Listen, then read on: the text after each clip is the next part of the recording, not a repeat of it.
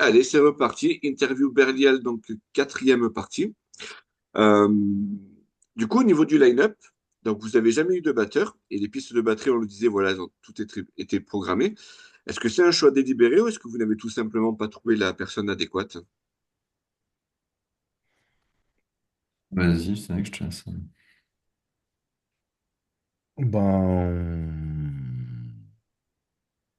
Non, c'était un choix délibéré sur nos deux albums là. On a préféré fonctionner comme ça. On a vu que voilà, ça nous bridait pas des masses et qu'on pouvait avancer dans notre projet artistique. Il n'empêche que depuis quelques semaines, on discute avec Jérémy sur la possibilité d'avoir quand même un vrai batteur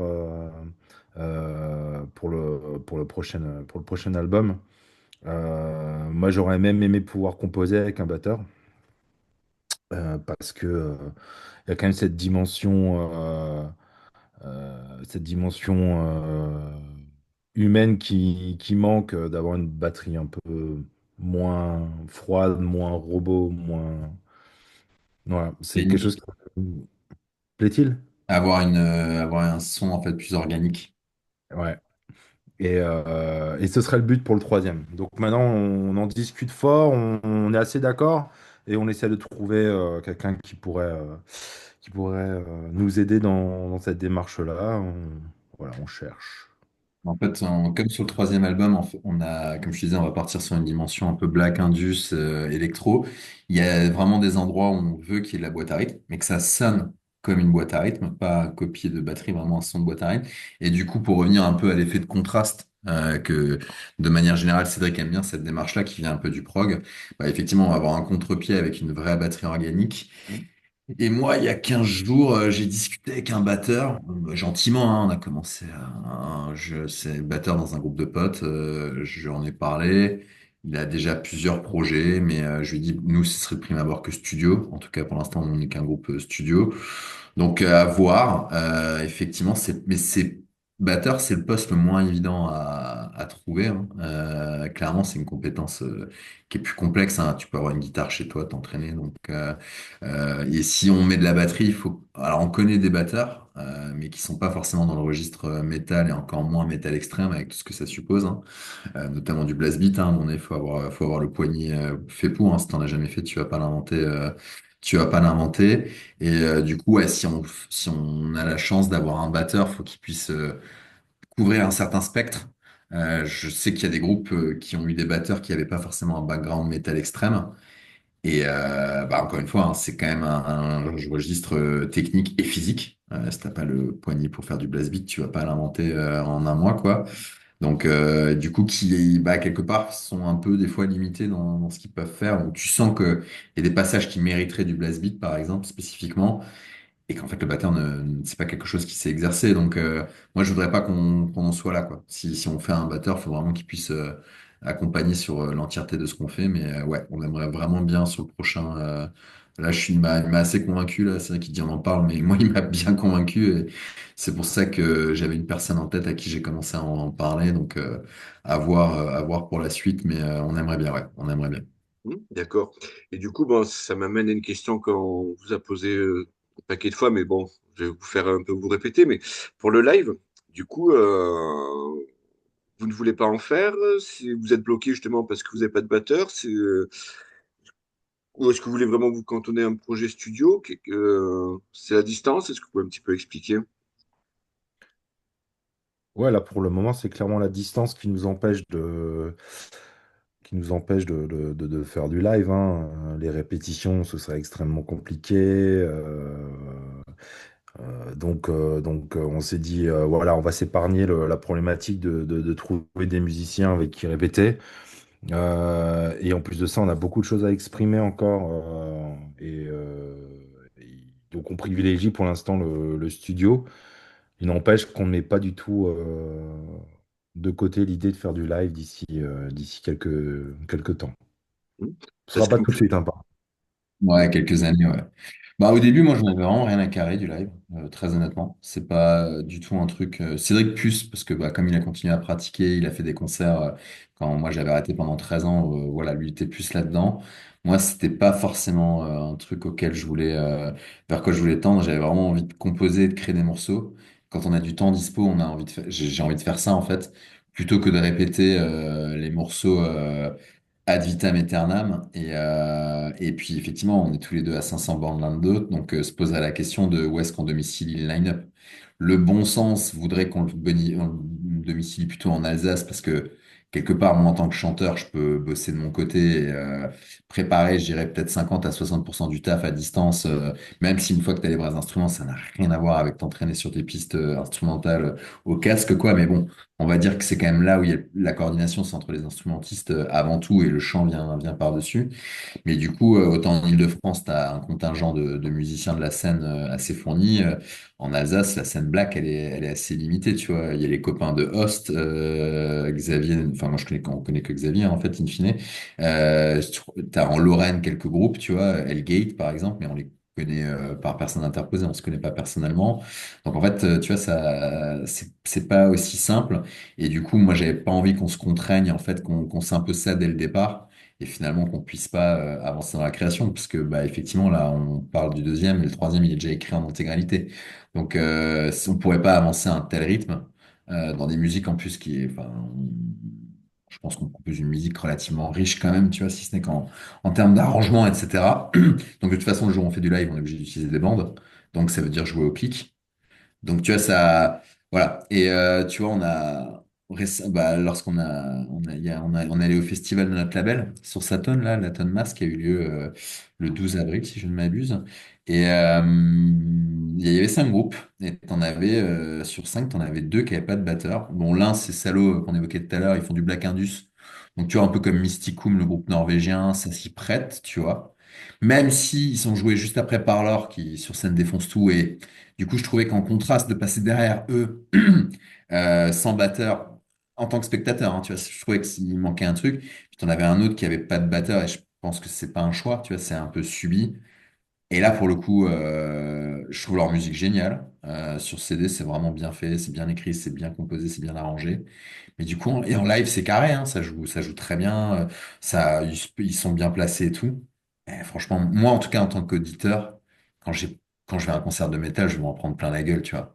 Et à part Samael, ou encore le claviériste joue quand même avec ses pieds, on m'a dit, alors Born, je les ai jamais vus en live. Il semblerait que malgré l'absence de batteur et qu'il soit que deux, il y a tellement une incarnation scénique que ça joue, quoi, que ça passe bien. Mais moi, en tout cas, en tant qu'auditeur, quand il n'y a pas de batteur, tu vois, j'ai vu Fange en ouverture de Ulcerate, là, à Lille, là, j'ai profité quand j'étais pour le taf. Et bah, j'adore Fange, mais vraiment, je surkiffe. Bah, tu vois, le manque de batteur, je l'ai senti quand même, malgré tout. C'était un super concert. Les mecs, en plus, ouais, ils font des pauses. Enfin, tu vois, tu sens que c'est bien calculé leur jeu sur scène et que c'est vraiment bien fait. Et leur musique est basée sur des beats, hein, je veux dire, c'est pas de la batterie. Mais moi, en tout cas, perso, j'avais un manque, tu vois. Donc, si on devait faire du live, il faut, bah, je te disais tout à l'heure, hein, Corpse Paint, machin. Enfin, je veux pas qu'on se pointe en t-shirt et coucou la compagnie, on vous envoie les titres, tu vois.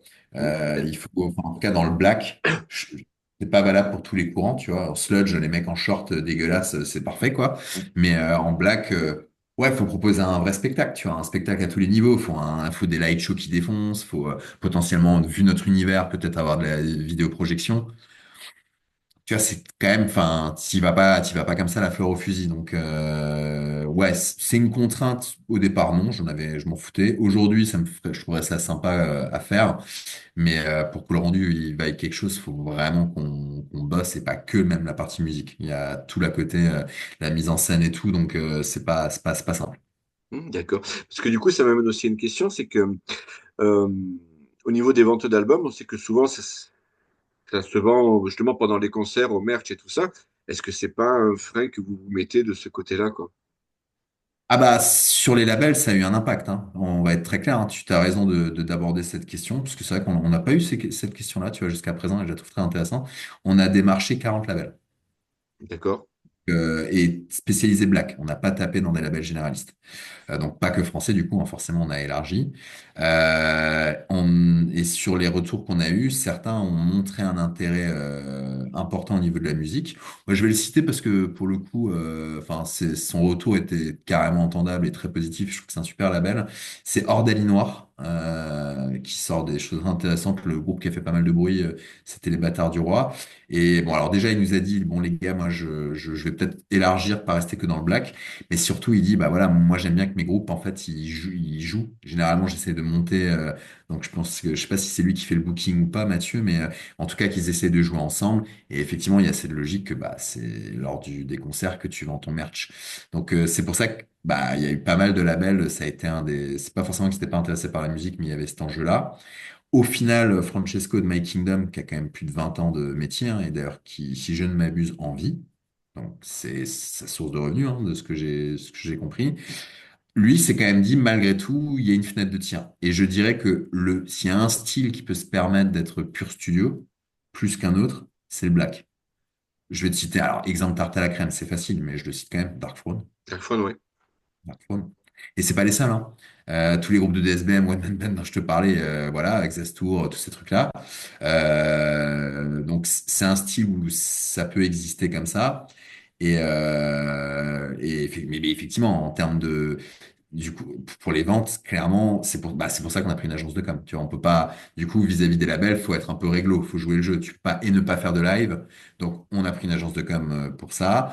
On a fait un clip. Je te disais qu'on avait longuement hésité, mais il fallait amener quelque chose, tu vois. Il fallait qu'on propose quelque chose de label pour qu'ils puissent, bah, voilà, avoir du contenu, des choses à raconter pour promouvoir la musique. Après, le fait que chez nous, il y a un lien avec mes bouquins, il y a un peu un univers extra-musical. Et bon, mon métier, c'est de vendre des choses et de les marketer. Donc, on va dire que bon, dans la manière d'aborder les labels, j'ai un peu compensé le fait qu'on ne fasse pas de live avec le dossier qui va bien, le positionnement, le machin, etc.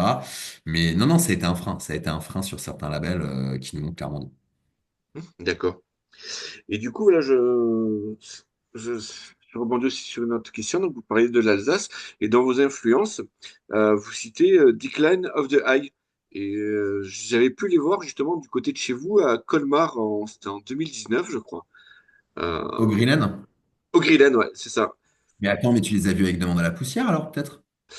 Non, je les ai vus, c'était un festival qui était sur 2 ou 3 jours qui s'appelait Spirit, Spirit quelque chose.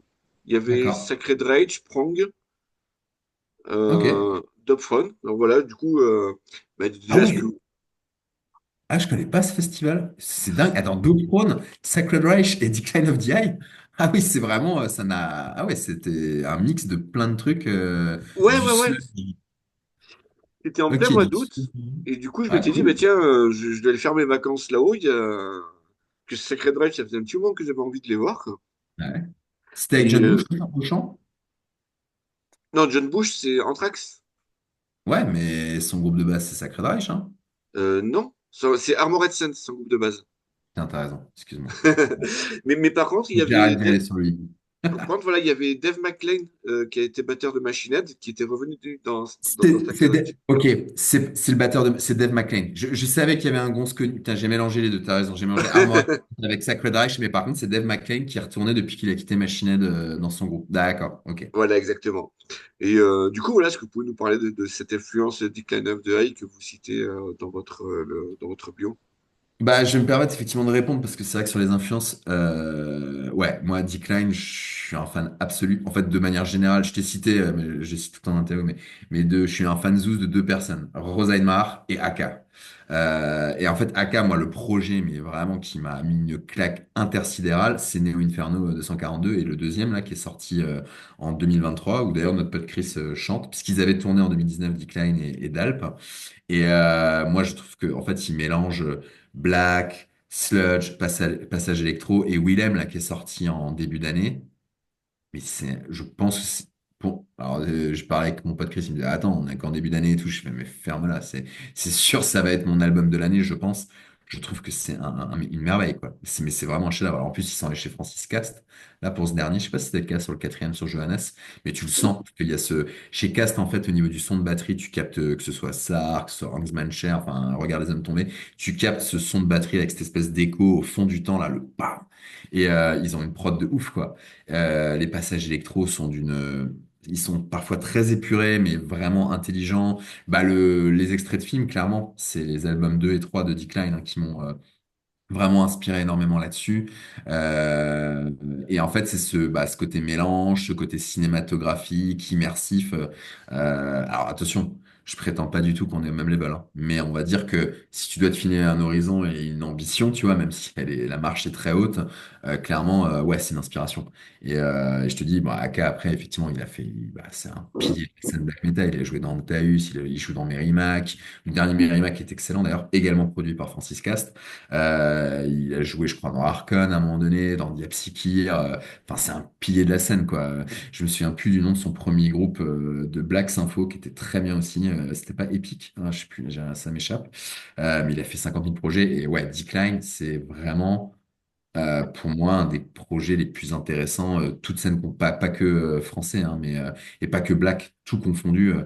C'est vraiment une musique hyper ambitieuse, hyper intelligente. Et quand tu vois que le mec te sort 5 albums en l'espace de un peu plus de 10 ans de cette qualité avec ses 50 000 autres projets, ouais, ouais, pour moi, c'est vraiment une énorme influence. Ouais, puisque je les avais découverts là, je connaissais pas. C'est vrai que voilà, j'avais pris une bonne claque, quoi. J'avais vraiment apprécié le concert, quoi. Ouais, et puis bah, c'est des sacrés icos qui sont derrière. Bah, Louise, la bassiste, je crois qu'elle était, enfin non, moi, je crois pas, je suis sûr, elle était, parce qu'on l'a croisée avec Chris à Blood Incantation, là, il y a 2 semaines, elle était bassiste de Pascal Obispo en live à une époque. D'accord, ok. Ah, je savais pas du tout. Ouais, Ok, ben, ah j'aurais ouais, je appris. pense que c'était. Ouais, c'est rigolo, hein. Mais non, non, ouais, le batteur et le guitariste aussi, ils ont un sacré background, je me souviens plus exactement, mais ouais, ouais, non. Et c'est vraiment le dernier, là, si tu l'as pas écouté, Willem, vraiment, je te le recommande. Ouais, il Il faudrait est, que j'approfondisse un petit peu, ouais. Franchement, ouais, la prod, elle est vraiment dingue. Et même l'écriture, Alors, c'est marrant, tu vois, c'est parce que je m'attarde un peu dessus par rapport à l'écriture. Sur le deuxième album, Cédric voulait vraiment, parce qu'il vient du prog, que sur un même morceau, on puisse faire plein de choses différentes, mais que ce soit pas, tu vois, on a parlé de 633 ou Carnival in Call, tu vois, parce que Arno Strobel, dans Carnival in Call, tu passes de grindcore à 2 secondes après du reggae, et puis tu repasses à, ça c'est voulu, hein, comme dans 633, c'est l'idée. Et ça, effectivement, Cédric voulait, venant du prog, il dit non, je veux bien qu'on fasse des choses variées, mais à un moment donné, en fait, on n'enchaîne pas comme ça, on l'amène le truc, tu vois. Et c'est pour ça que d'ailleurs nos morceaux sont longs, pour qu'en fait, petit à petit, on va changer le pattern de batterie. La ligne de basse va un peu prendre de la liberté. On va rajouter une couche de clavier. On va rejouer le même thème en le variant, mais en rajoutant une troisième couche de clavier, une autre couche de guitare. Donc en fait, en bout de 2, 3 minutes, tu as complètement changé d'ambiance, mais on t'a emmené progressivement, tu vois. C'est un escalator ou un ascenseur, quoi. C'est pas la rampe de lancement, quoi. Et dans Decline, sur le dernier, j'en parlais un peu avec Chris, il me disait, putain, j'ai un peu du mal à voir où il veut aller, etc. Et je disais, en fait, chaque partie est tellement pertinente que, effectivement, il y a moins d'effets de transition, c'est un peu plus abrupt, mais chaque partie est tellement dingue que moi, par exemple, tu vois, je vais m'immerger dans chacune et j'aurais oublié qu'il n'y a pas eu de transition, tu vois. Donc, et du coup, sur le prochain album, on a un peu repris le contre-pied, parce que j'ai écouté pas mal de trucs un peu plus expérimentaux, et j'ai dit à Cédric, sans avoir trop haché, j'ai dit, on peut se permettre d'un coup de poum, d'arrêter ou de repartir fort, sans forcément avoir ce côté de progression, de un peu plus surprendre l'auditeur, d'être un peu plus le bousculer, là où effectivement sur ce deuxième, on a essayé d'amener les choses progressivement. En fait, on a essayé de surprendre l'auditeur sans le perdre, et je pense que sur le troisième, on va revenir sur un truc un peu plus aventureux où on va avoir plus d'effet de cassure. Parce que je pense enfin en tout cas c'était notre ambition, de pas avoir cet effet de cassure sur le deuxième, tu vois. Et donc ouais, du coup, revient à Decline, ça va être, à mon sens, là en parlant, je me rends compte que c'est encore plus une influence sur, encore une fois, pas dans le style en tant que tel, mais dans la manière d'écrire sur le troisième avenir. Hmm. Ok. Donc, du coup, on repasse sur Berdial. Donc, le premier album en 2022. Alors, il s'appelait EDP en version digitale, puis Enfant de putain pour la version CD. Donc, bon, c'était les initiales au début. Mais pourquoi ce ravisement? Vous avez pas assumé au tout début et c'est venu après ou? Hum, en, en fait, non, il s'est toujours appelé enfant de putain. D'accord. Et au moment de le mettre en ligne sur Bandcamp, parce que si je dis pas de conneries sur Spotify, Deezer, c'est enfant de putain, hein, il s'appelle comme ça. Mais on les a publiés sur les plateformes en 2023, sur les grosses plateformes de streaming. Bandcamp, on l'a sorti, c'était la première sortie, c'était en janvier 2022 là-dessus. Je sais pas, en fait, je me suis. Ouais, alors c'est marrant. Ouais, tu me poses la question, si je réponds parce que c'est moi qui les ai mis en ligne. En fait, il y a que sur Bandcamp qui s'appelle EDP, en fait, in fine.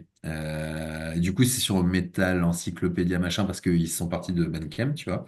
Mais je sais pas, au moment même, je me suis dit, bon, enfant de putain, EDP, c'est marrant. Je savais pas si on allait considérer que c'est un IP, parce qu'il fait 35 minutes, ou est-ce que c'est vraiment un album. Après, je dis, ouais, non, c'est un album. Non, bah en fait, tout simplement, je pense que c'est parce que Bandcamp, c'était la première sortie que je faisais. Je découvrais aussi un peu comment ça marchait. Et je sais pas, peut-être qu'inconsciemment, en tant que tu le dis, je me suis dit, est-ce qu'on risque pas de se faire ban, tu vois, ou un truc comme ça. Et en fait, non, non, son titre, c'est enfant de putain.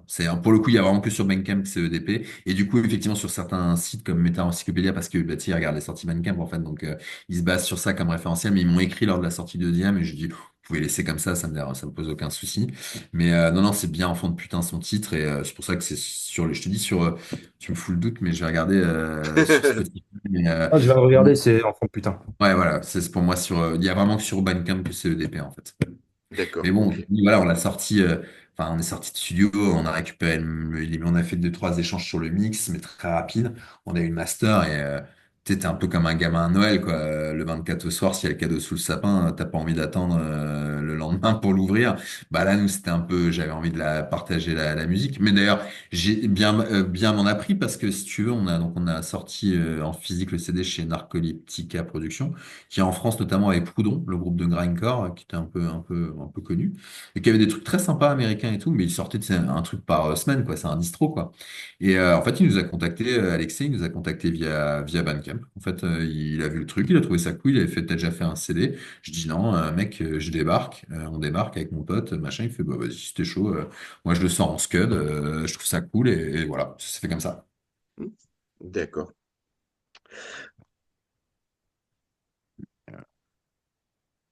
Alors, voilà, justement, donc déjà, ben, par rapport au titre, puis en plus, il me semble que c'est sur la jaquette arrière, on voit une image choquante de quatre gamins à vendre, donc avec le titre Enfant de putain, tout ça. Qu'est-ce que vous avez voulu exprimer exactement? Bah, enfant de putain, le sens, c'était au départ la dette générationnelle. Alors, on revient à nouveau un peu sur l'écologie, c'est là où je pense que c'est le plus prégnant, tu vois, la dette que laissent les générations précédentes aux générations futures. Et tu as une chanson aussi de Dee Snider en solo, donc pas dans Twisted Sister. Non, Je pensais à il a SMF, une moi. exactement. Sur son album de 2018, il a une chanson où il dit je te donne I give you yesterday. Tomorrow, c'est pour moi et I give you yesterday. Tu vois, en gros, je t'ai déjà scié la branche sur laquelle tu pouvais t'asseoir. Et donc, le sens d'enfant de putain, c'est ça, en fait. C'était la dette générationnelle. Et j'ai trouvé ces dernières années bah, que c'était clairement prégnant. Enfin, rien que si tu regardes les sociologies ou les démographies des votes, c'est vraiment un vote par intérêt générationnel. Donc le sens premier de l'enfant de putain, c'était ça. Et la photo qui est à l'arrière de l'album, je l'avais trouvée en fait sur Internet. Et je ne connaissais pas l'histoire derrière. C'est un de tes confrères qui, bon, malheureusement aujourd'hui n'exerce plus, qui m'avait envoyé un lien vers une vidéo qui expliquait le sens. Donc en fait, la dame qui se masque comme ça le visage, c'est la génitrice des quatre enfants. Donc, elle les a Mhm. littéralement vendus, puisqu'ils étaient pauvres avec son mari aux États-Unis. Donc, c'était aux États-Unis dans les années 50, je crois, un truc comme ça. Elle les a vendus parce qu'elle avait plus de thunes, quoi. Sauf qu'entre-temps, elle s'est remariée avec quelqu'un d'autre. Elle a refait sa vie. Les quatre gamins, ils sont passés par la DAS aux États-Unis, donc autant dire qu'ils ont eu une bonne vie de merde, quoi. Et t'en as deux qui s'en sont à peu près sortis. Il y en a deux autres, je sais pas, c'est drogue, alcool. Enfin, tu peux imaginer le désœuvrement dans lequel ils sont restés et qui ont à peu près réussi à s'en sortir. Ils l'ont recontacté. Elle leur a dit, ah non, non, mais si je vous ai vendu, c'est pas pour qu'on commence à tisser des liens maintenant, oubliez-moi. Moi, j'ai refait, cette même dame a refait sa vie, a eu des enfants qu'elle a élevés normalement, mais les quatre là, allez, on dégage. Donc, D'accord. c'est une histoire vraie. J'ai cherché des visuels, si tu veux, qui allait dans le sens d'EDP. La pochette avant, avec les enfants, pour le coup, moi, cette photo, je l'ai vue quand j'étais à Tallinn et que j'ai visité l'un de leurs musées. C'était en fait des gamins qui étaient dans des, tu sais, comme en Roumanie, hein, tout ça, c'était l'ancien bloc de l'URSS, hein, il y a du sens par rapport à Berlial, du coup, qui étaient élevés dans des espèces de pouponnières soviétiques, quoi, communistes. Et donc, j'avais trouvé la photo cool, quoi. Qu'en la voyant, tu vois, on avait déjà commencé à parler d'enfants de putain comme titre potentiel à l'été 2021. Et donc, quand j'ai vu cette photo au musée, j'ai fait, vas-y, clairement, faut que j'en trouve une comme ça et ce sera stylé. Et d'ailleurs, sur le SoundCloud, tu as d'autres photos justement de ces pouponnières. J'avais un peu développé l'univers visuel. Et celle de l'arrière, bah voilà, je cherchais encore parce que le premier album, c'est vraiment du do it yourself, quoi. C'est moi qui avais choisi les images et c'est la mère de ma fille qui venait d'accoucher 3 semaines avant qui a fait la mise en page Photoshop, tu vois. Donc c'était marrant. Du coup, j'ai eu ma fille au moment où j'ai enregistré et je sortais un album qui s'appelle Enfant de putain. C'était quand même un peu rigolo. Et du coup, ouais, j'avais cherché une illustration qui aille dans le délire. Donc tu vois, je trouvais la photo cool. Et c'est un de tes confrères qui m'a envoyé la vidéo comme ça en me disant, bah tiens, si tu savais pas l'histoire derrière ta jaquette, voilà quoi. Et elle est pas D'accord. décevante. Tu vois. Ok. Donc du coup, Trump Guest quitte ensuite le groupe. Alors, est-ce que c'est la vie en tournée qui l'a épuisé? Ouais, c'est ça, c'est 150 dates par an, c'était galère. Il nous a dit jusqu'à 100, je le suis, mais non, bah en fait, effectivement, comme on l'a un peu raconté, c'est vrai que moi j'ai commencé à faire un peu de la basse pendant le premier confinement. J'avais des débuts de trucs, quand je dis de trucs, hein, c'était pas des morceaux, mais j'avais des espèces de riffs, des patterns à la basse sur lesquels on pouvait imaginer la gratte. Du coup, Pierre, je savais qu'il avait, il écoutait quand on était en internat ensemble, on écoutait pas mal de métal aussi, pas que, mais aussi. Et du coup, je lui ai fait, vas-y, t'es chaud, on fait un peu de son, on fait un peu de son ensemble. Il me dit OK, on fait quelques jours. Et on avait ouais 5 morceaux à peu près, tu vois.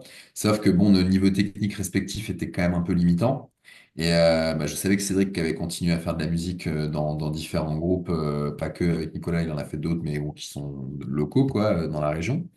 Et donc il m'a dit Banco. Et effectivement, du coup, moi je suis allé voir Cédric tout seul au début en Alsace. J'avais vu Pierre de l'autre côté. On a fait, t'as dit deux, trois sessions, mais en fait avec Pierre, on a fait qu'une session à trois en réalité.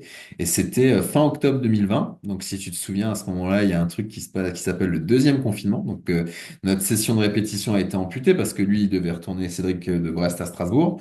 Donc voilà. Ah non, je crois que c'était le mardi soir. On a encore fait le mercredi et on a pris la route le jeudi. Tu vois, c'était un délire comme ça.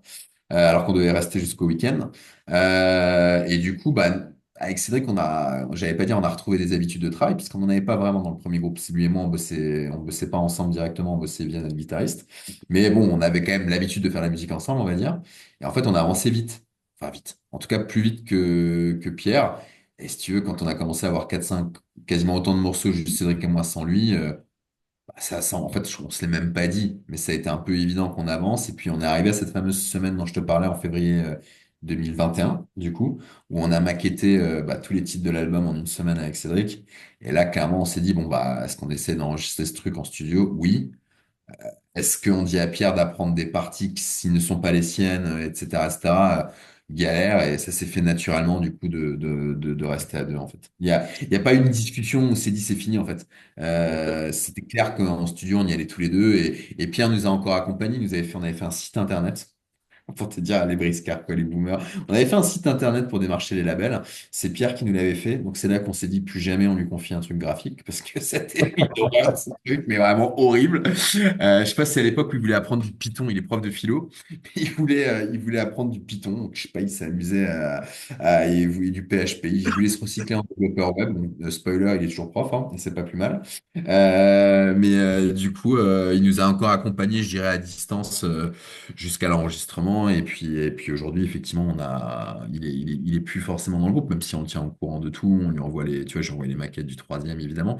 Il fait toujours partie de la famille, mais voilà, lui, c'était pas sa priorité non plus, hein. Il avait d'autres choses dans la vie qu'il a plutôt priorisé, quoi. D'accord. Donc, c'est-à-dire que, alors, concrètement, si j'ai bien compris, donc bon, il est cité comme un ancien membre du groupe, mais donc il n'a pas participé au premier album. Donc, en fait, il a juste fait concrètement une répète avec vous, c'est ça? Alors, il en a fait deux avec moi, du coup, une tous les deux, Ouais, toute d'accord. avec nous deux. Par contre, si tu veux, il a contribué, il a écrit des riffs pour 4 ou 5 morceaux du premier album. Pour Donc, c'est pour ça qu'il l'écriture. écrit bien. Ouais, ouais. D- Alors, pour te dire, en fait, c'est les Cinnamon Fall. C'est surtout la deuxième moitié du premier album. Il a contribué à plusieurs riffs sur plusieurs chansons de cet album-là, tu vois. Cinnamon D'accord. Fall, j'ai fait avec lui. Slaughter of the Dusk of Humanity, je l'ai faite avec lui aussi. La 5 dont le titre m'échappe. Ah oui, Abusing Me Up to Rick into Putrefaction. C'était avec lui aussi. Le thème, d'ailleurs, les deux riffs sur trois, c'est lui, le troisième, c'est moi. Donc voilà, non, non, il a quand même, il a contribué, je sais pas, mettons un tiers de l'album, quoi. Donc ça nous semblait évident de le créditer. Par contre, c'est pas lui qui interprète en studio. C'est Hmm, Cédric qui a interprété toutes les parties de guitare et de basse. d'accord. Je vous propose qu'on refasse une petite coupure et on se retrouve après la pause club pour la dernière partie. Allez, ça marche. Allez, ça À, roule. à toutes.